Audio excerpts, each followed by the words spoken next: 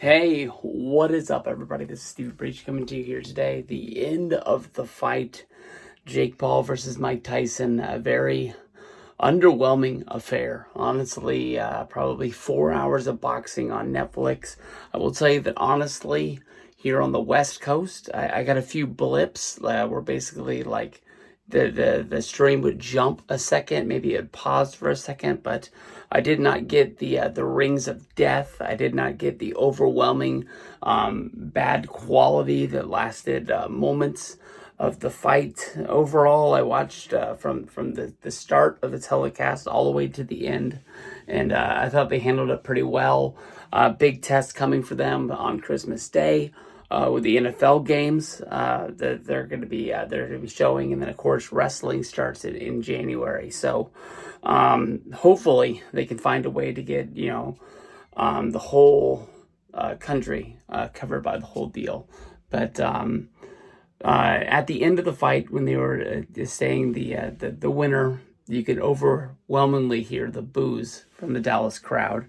Hopefully, the people who bought tickets knew going in that this basically was going to be a celebrity boxing ordeal. 6 rounds, 2 minutes. I didn't know that. Overall, I basically wish that I would have known. I would have known what time the fight started, so I would have had to watch the main event fight, and I could have watched something else throughout the night.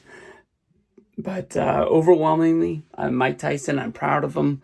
I thought he stood his ground. They were only 2-minute rounds, but for a 58-year-old guy going up against a 28-year-old guy, every single time he threw a punch, you lunged forward in your seat, hoping that it would be the one. The only problem is that there just wasn't enough of them. Jake Paul came out in the first round really kind of like holding Tyson, trying to like prolong the fight as long as he could, knowing that every moment that they were in the fight and Tyson was on his feet, either having to move out of the way of a punch, taking a punch, throwing a punch, that it was going to weaken Tyson and it was going to slow him down. And that was basically the overall story of the whole fight, was them basically being out there. They threw punches, they took punches. Tyson landed a couple good ones. Jake Paul landed a couple good ones. I'm not 100% sure of Jake Paul's fighting career, but I think this might be the first fight that Jake Paul didn't score a knockdown. Tyson didn't fall down for him. So I think the fight was on the up and up. It was what it was. They were smarter to use the heavier gloves. They were smarter to do the shorter rounds.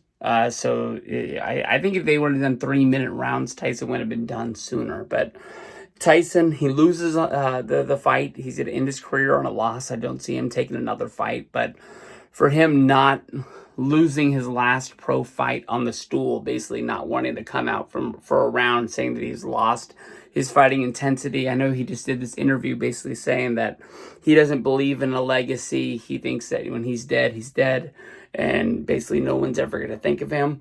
I don't know, Mike. I think people are going to be talking about you for a while.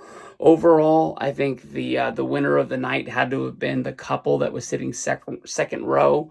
Have to be somebody from Celsius, somebody who won a contest, maybe from Celsius.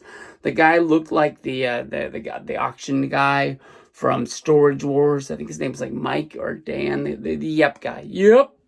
It looked like that guy. And then right next to him was a smoking blonde. They were both holding up Celsius cans, acting like they were drinking out of cans that weren't even open, trying to make sure that the Celsius cans and the Celsius logos were always on the screen. I honestly was watching them a lot during the fight. So it was what it was. They got me to watch. Like I said, they didn't get any money from me because I had Netflix next month. I had Netflix last month. I had it last year, the year before that. I'll have it next year. So I didn't subscribe, just to watch this ordeal. But overwhelming. Netflix threw a lot of money down. A lot of stars all over.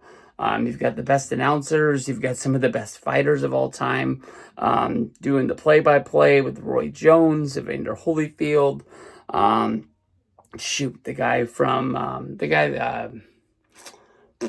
I forgot his name. He was in Ocean's Ocean's 11 in the fighting scene. They was doing the sit down with Evander Holyfield. It looked like he was lost and didn't know where he was. But overall, good night. Not a great fight, but it was just one of those ones that make you feel good for the old guy. Tyson, way to go out there. You're in my respect tonight.